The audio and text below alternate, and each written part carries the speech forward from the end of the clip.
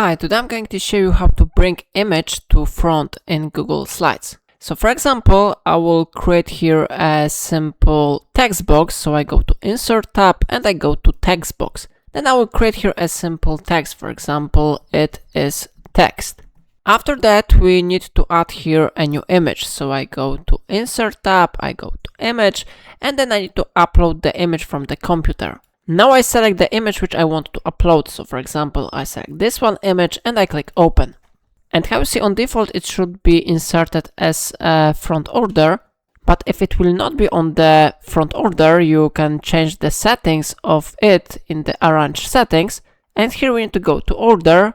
And here you can select bring to front. Of course, now we can only select the send to back.